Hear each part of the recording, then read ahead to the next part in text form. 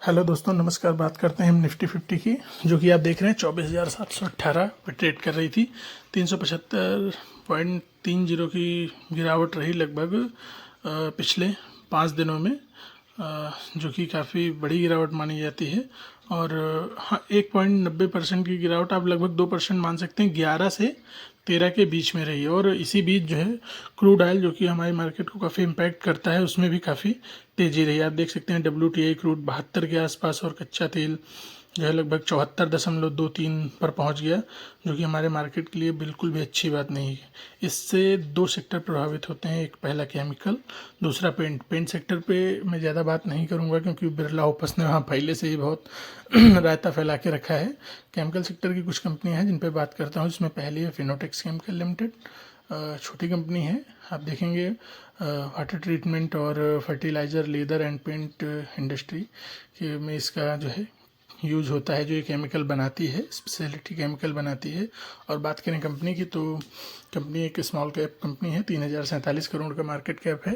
Current price 266 है। High इसने 439 का लगाया था, और लो 192। स्टॉक भी 28.2 है, जो कि काफ़ी बेहतर है सेक्टर की कंपेरिजन में। और ROE भी काफ़ी अच्छा है। और कंपनी अच्छी है, छोटी है, और ग्रोथ बराबर दे रही है। कंपनी ने अपना डेब्ट भी कम किया है, डेब्ट फ्री है। 5 सालों में कंपनी का CAGR 40% के आसपास रहा, जो कि बहुत ही ज़बरदस्त है। और आप इसकी कंपैरिजन करेंगे इसी सेक्टर की अन्य कंपनियों से, जैसे कि केमिकल सेक्टर में पीडीलाइट है, गुजरात है, दीपक है, तो इनके पी आप देखेंगे काफ़ी हाई हैं। पीडीलाइट का 73 है, गुजरात का 74 है, दीपक नाइट्रेट का 37.36 है, नवीन फ्लोरिन 78 के आसपास है, BASF 47.23, अतुल इंडस्ट्री देखेंगे आप, तो उस हिसाब से इसका P 28.6 काफ़ी जस्टिफाई है। और सेल्स आप देखेंगे इसका कंटिन्यू बढ़ रहा है, और कंपनी प्रॉफिटेबल है। Net profit 30, 29, 32, 28। थोड़ा सा वोलेटाइल रहेगा, कंपनी छोटी है तो इतना चलता है। और ईयरली परफॉर्मेंस आप देखेंगे तो वो काफ़ी अच्छी रही है।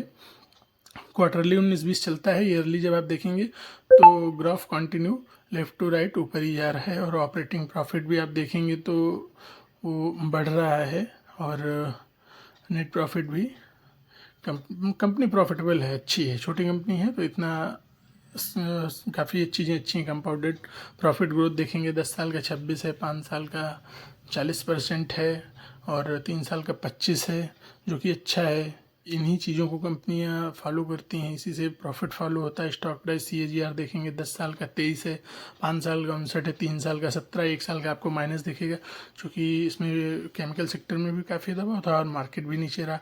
बोरोइंग देखेंगे आप, 0 है, और रिजर्व इनके पास अच्छा खासा है, जिस हिसाब से कंपनी का मार्केट कैप है। बात करेंगे इनके शेयर होल्डिंग पैटर्न की, तो आप देखेंगे वो भी डिसेंट है। आपको FII, DII और पब्लिक, आपको इसमें सब देखने को मिलेंगे। पब्लिक सेक्टर जब आप चेक करेंगे तो उसमें आपको एज इन्वेस्टर आशीष कचौलिया जी का भी नाम दिखाई देगा, जिससे थोड़ा कंपनी पे आप कह सकते हैं कि ट्रस्ट और बढ़ता है। बाकी कंपनी बहुत ही शानदार है, बहुत ही ज़बरदस्त है। बाकी आप इसको अपने हिसाब से स्टडी कर सकते हैं। दूसरी कंपनी की बात करते हैं। दूसरी कंपनी है दीपक नाइट्रेट। ये थोड़ी बड़ी है, तो मान के चलिए आप, जैसा रिस्क है वैसा रिवार्ड है। इसका मार्केट कैप आपको लगभग, ये भी स्पेशलिटी केमिकल में ही काम करती है, परफॉर्मेंस प्रोडक्ट्स एंड फेनोलिक्स, और काफ़ी डिसेंट कंपनी है। इसकी क्लाइंट लिस्ट बहुत अच्छी है। मार्केट कैप आप देखेंगे 26,000 के आसपास, 26,000 करोड़ का है। करंट प्राइस 1910 है। हाई इसने 3,169 और लो 1,780 का बना। स्टॉक भी 37.4 है, जो कि पिछली कंपनी से थोड़ा सा ज़्यादा है, लेकिन फिर भी अच्छा है। कंपनी जैसे अपने प्रॉफिट को बढ़ाएगी, स्टॉक भी एडजस्ट हो जाएगा। और ROE देखेंगे तो वो भी बेहतर है, थोड़ा सा 20 के करीब ही हैं, बट बेहतर है।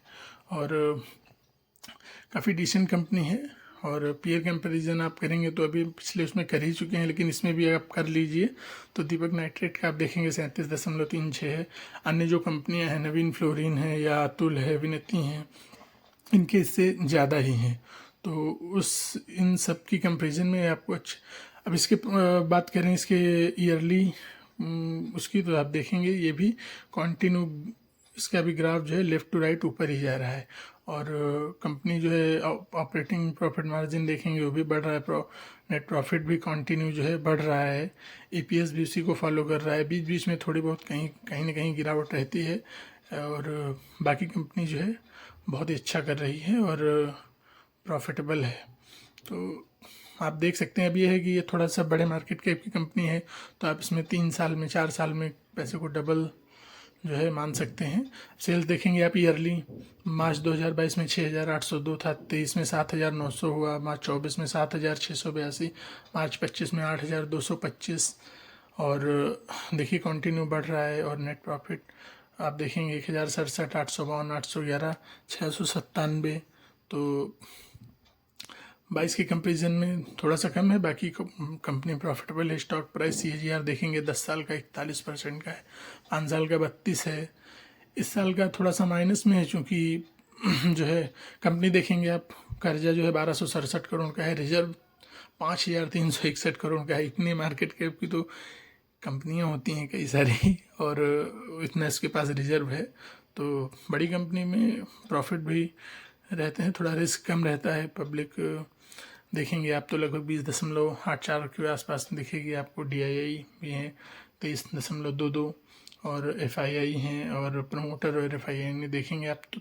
थोड़ा सा लगभग कह सकते हैं माल इन्होंने पिछली इसके कंपेरिजन में बढ़ा ही है, कब नहीं हुआ है। और कंपनी काफ़ी स्ट्रांग है, स्ट्रांग फंडामेंटल की कंपनी है। आप इसमें जो है लॉन्ग टर्म के लिए निवेश कर सकते हैं, और पिछला रिटर्न देखेंगे, फंडामेंटल देखेंगे, तो आपको सब जो है काफ़ी डिसेंट दिखाई देगा। और वीडियो सिर्फ स्टडी पर्पज़ के लिए था, शेयर बाय सेल की कोई रिकमेंडेशन नहीं है। Thank you.